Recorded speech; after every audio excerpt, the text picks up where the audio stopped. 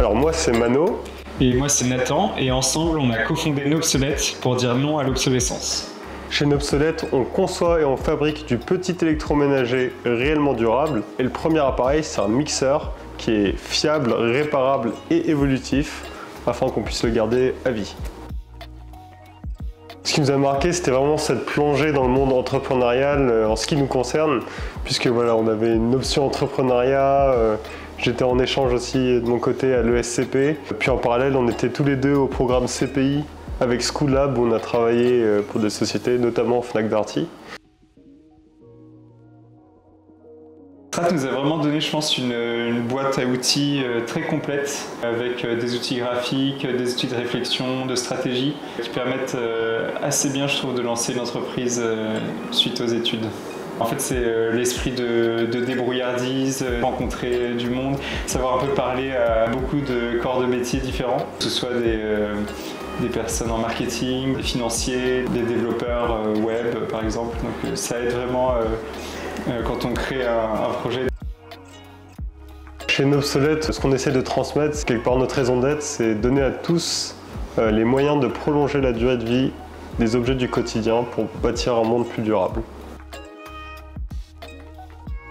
Alors c'était le projet de diplôme de Mano. On a travaillé dessus pour qu'il soit faisable techniquement et économiquement pour qu'il devienne ensuite cette entreprise Nobsolete. Et puis donc assez naturellement, à l'issue de ça, on a déposé la marque, on a créé la société, on a lancé la R&D, on s'est entouré aussi de beaucoup de partenaires pour faire de ce projet un peu manifeste une réalité qu'on va mettre dans la main de tout le monde. La plus grosse difficulté, c'est la montagne de travail et de tâches qui s'additionnent parce qu'au-delà du projet, du produit, de design, du concept qu'il faut développer, il y a aussi toute l'entreprise à structurer, les dossiers administratifs, les dossiers de financement, monter un business plan. Donc c'est un travail monstre qui va bien au-delà de simplement designer le produit. Donc il a fallu se relever les manches et travailler d'arrache-pied pendant assez longtemps et encore aujourd'hui. Donc chez Nobsolete, on a une répartition des tâches qui est assez claire. Nathan s'occupe du développement commercial. Il gère aussi la partie administrative. C'est grâce à lui vraiment que la machine continue à tourner. Il s'occupe des financements, il structure la société. Et de mon côté, je suis en charge du développement produit.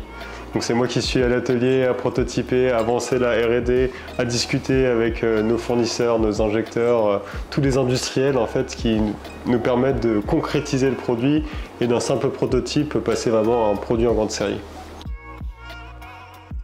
Je pense qu'il a été très marquant, surtout au début de Nobsolete, c'est le fait qu'on travaillait dans des entreprises donc à la suite de nos études et qu'on montait le projet Nobsolete en parallèle. Donc on travaillait le jour en entreprise, la nuit sur Nobsolete et on faisait parfois des interviews avec des journalistes ou des réunions avec des fournisseurs pendant nos pauses déjeuner, donc c'était assez sportif. Et puis le soir, on se retrouvait ensemble pour discuter de la stratégie, de ce qu'on voyait pour Nobsolete dans 3-5 ans.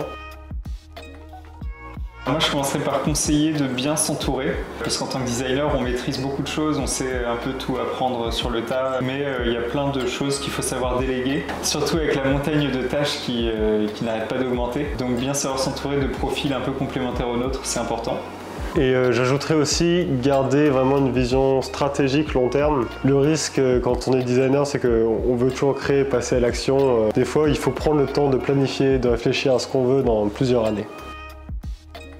Nous, notre rêve, c'est de développer l'entreprise et de rendre les produits, les appareils du quotidien de plus en plus durables. L'obsolescence de l'électroménager, il faut savoir que c'est un énorme problème aujourd'hui, un scandale environnemental. On a comme premier responsable des millions de tonnes de déchets électriques et électroniques générés chaque année, le petit électroménager avec 20 millions de tonnes. Et donc, on veut mettre fin à ce problème.